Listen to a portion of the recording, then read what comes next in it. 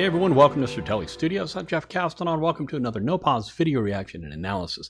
Today I have a very special treat for you. This is a request from my Powers of the Universe patron, Richard Todd, and he wanted everyone to experience Oscar Peterson giving a piano lesson on the old Dick Cavett show, if you remember that. Man, let's get right into this. This is really cool. Let's hit that play button. Here we go. Scratch the Bosendorfer here. Well, I thank you, and His Grace the Duke thanks you, and Oscar, let's hurry through this. I've got some notes here from my scrapbook, and I wonder if it would be possible to pick a tune and have you show us just superficially, perhaps. Are you going to pick a tune that I know? I'll let you pick the tune. No, go ahead. Because I might pick buttons and bows, or who knows. And if you could just show us some of this, what I think are called stylistic trademarks of other pianists. Mm-hmm.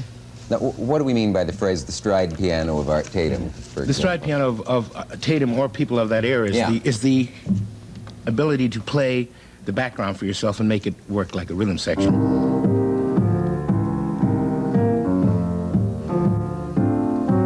As opposed to when you play with a rhythm section, where you would just hold a chord, usually, or punctuate with a chord and play. Because the drummer is playing and the bass player is playing. So this way you go. Yeah.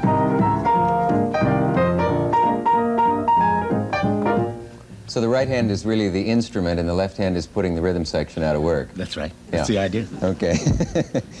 What else did I put down here? Oh, yeah, here's something I wrote. Talking about influences on you, and the, quote, the two-fingered percussiveness of Nat Cole. Oh. Could you show the two-fingered percussiveness yeah, for Nat us? would do this sort of thing. Or the TPC.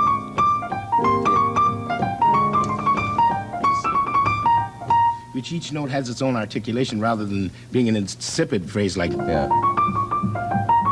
It's...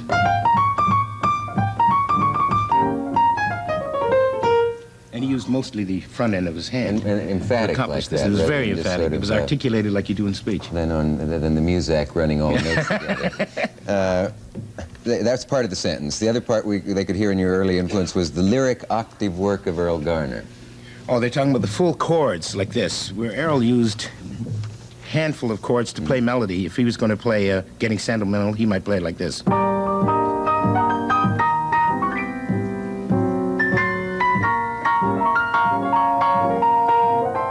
And delay it like that. Wow. And as I said on another show, you have to know how to be able to do the proper delay so it doesn't sound false. Since you didn't name the airline, you better not name the other show. I won't. What was it, run by a middle-aged man with white hair?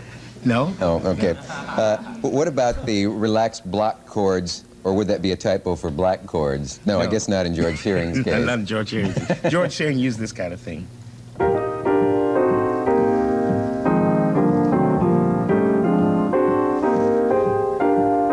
To run melodies like Roses of Picardy, where he used the fullness of a sax section almost, instead of playing. Wow. You get the full chord. I played again with partial chord. Partial chord would be two notes, for instance. It's much sparse, much more sparse. This is full. You know, it just occurred to me that I read so that you had given up singing because you sounded a little too much like a well-known singer. Don't say who it is. I'm not going to say. Let's see. Could you do a little bit of a Blossom Fell and see if the audience can tell who you sound like? I wish I could. Or what's another? Give Me a Kiss to Build a Dream On. No. Do you really sound like him? Well, it's debatable. You won't do it? That way. I don't want to embarrass you. You're not embarrassing me. I sing occasionally when I feel. You do? Feel up to it. Could you sing just a bit and see if you sound like anybody? I'll be the What judge a of whether you day do that. this has been. What a rare mood I'm in. Well, it's almost like being loved. And if you say Donna Summers, you're in deep trouble. And so are you. That's right. No, I think everyone...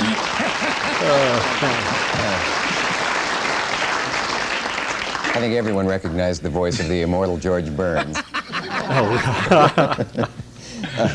Let's not explain it. What are double-handed, or is it double octave bass lines? Oh, I think there was, well, actually, what you mean, double octave melody lines. rather than bass lines. Maybe. Because if you play a linear invention, if you play as a gain on Sweet Georgia, if you invent something as an alternative line, then you can play the same thing with two hands.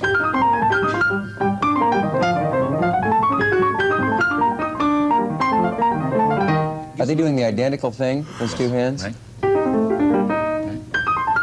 So you get it in two different places in the piano. It gives a little different substance. This is a little difficult to do if you haven't been doing it. Was that ever hard for you, or when you were the first time you tried that, could you do it? No, I couldn't do it the first time I tried it. Okay. What would I be hearing if the pianist was tonality based? I've seen that term thrown around. Oh, you'd be hearing, all right, if you take this same tune, Roses, Piccadilly, right? You'd hear this sort of thing. Melodies. You might hear a more involved harmony like. Wow. Whatever they chose to do. You're just moving the harmonies around, changing them to give it to a different shape to the tune. Thank you for this master lesson. Quickly, two 10-second questions. How good a trumpet player was Louis Armstrong? In musicians' terms. Fantastic trumpet player. Yeah. And the other one is, how long has wigs been a verb transitive, as in cigarette holder, that wigs me, in the lyrics to the Satin Doll? But you don't need to answer that. Oscar Peterson, it's a genuine thrill to have you here. Thank you. If you would play us off, it would be wonderful. Just a little cocktail piano. Like that? Yeah. Thank you. Oscar Peterson.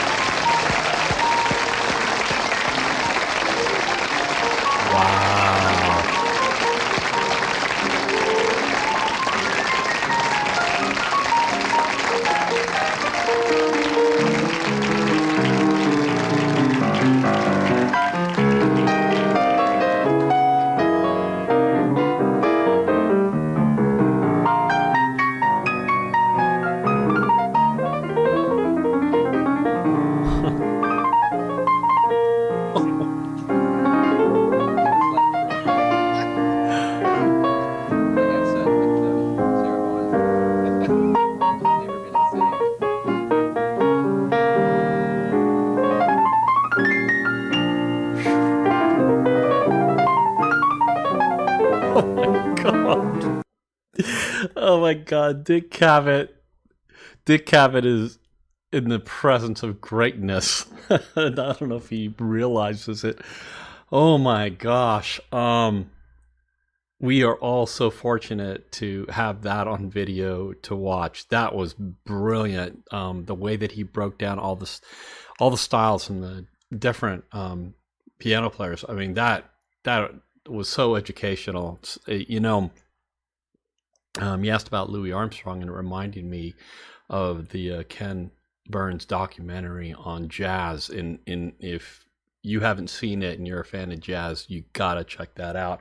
I started rewatching it again a couple of weeks ago, and it's absolutely amazing. And talk about Louis Armstrong, how incredible Louis Armstrong was. You know, we kind of know him as this entertainer, you know, who wipes his brow and all of that, but he was a legit jazz musician, a trumpet player before anything else. Yes, he sang and all that kind of stuff, and great entertainer, but man, he was just amazing as a trumpet player, and the way that he would project and his feel and everything really set a precedence for every trumpet player that came after him. So if you're interested in that, check that out. That Ken Burns documentary is just amazing. This was so cool because, you know, some of these things that he was playing, I've heard before, but didn't really realize what was going on. And some of the things, like when he was doing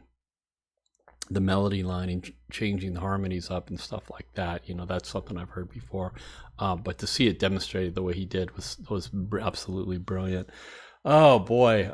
Yeah, Dick Cavett's always trying to be funny. That's his job, I guess. But that was so enlightening, Richard. Thank you so much for that. Oh, very, very, very cool. I'll put the link for the original video in the description if you want to go back and watch that again, and please do so. All right, well, come back for more fun stuff. We'll see you next time. Bye.